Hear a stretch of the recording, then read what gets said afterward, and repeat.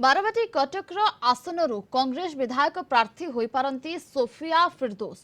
विधायक मोहम्मद मोकिम झील सोफिया को प्रार्थी करने को बैठक में सर्वसम्मति निष्पत्ति होईछि। बारवाटी कटक आसन में प्रार्थी पाई मोहम्मद मोकिम बासभवन में बैठक बसीथिला। बैठक में जोग देइथिले मोकिम झील सोफिया फिरदौस।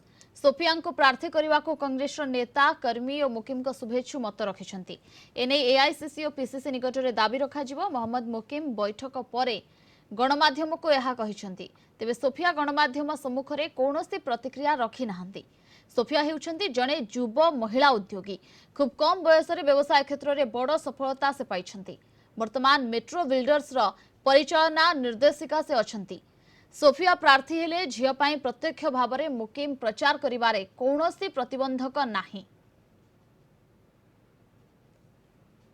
हृदय बहुत बहुत धन्यवाद आपण समस्त को जनइबी। प्रथम कि आपण मते ग्रहण कले निष्पत्ति नेले मु सम्मान जनइबी और जहाँ आमर पीसीसी डिसाइड करिवे ताको निश्चय हमें रिस्पेक्ट दबु ताको आगो को लेके जीवु। सर्थ भाई जेमती कहले मु हेली आग धाड़ी रो आपण को संगे आपण को कर्मी। आपण मते निजर झियो निजर भौणी सान भौणी बड़ भौणी हिसाब रे प्लीज स्वीकार करंतु।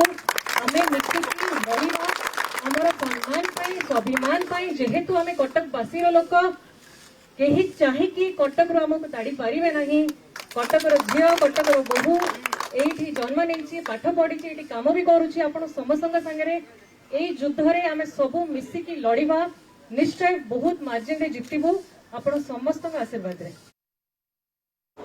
बारवाटी कटक रो सबु अंचल सबु कांग्रेस परिवार सदस्य एवं कांग्रेस ओलिसर माने एकत्रित होइतिले एवं यूनानिमसली से माने निष्पत्ति नेले जे ये लड़ाई सोफिया फिरदौस को आगे रखी लड़ा जीवो एवं तांकर निष्पत्ति अनुसार आमे समस्ते वर्तमान पीसीसी को जनइबू जे जेहेतु निर्वाचन लड़ी पारु नहीं तेणु सोफिया फिरदौस कांग्रेस तरफ कटक सहरवासी कटक सहर कांग्रेस यूनानिमसली डिसाइड होती ना पठेया आम जनईदेवु।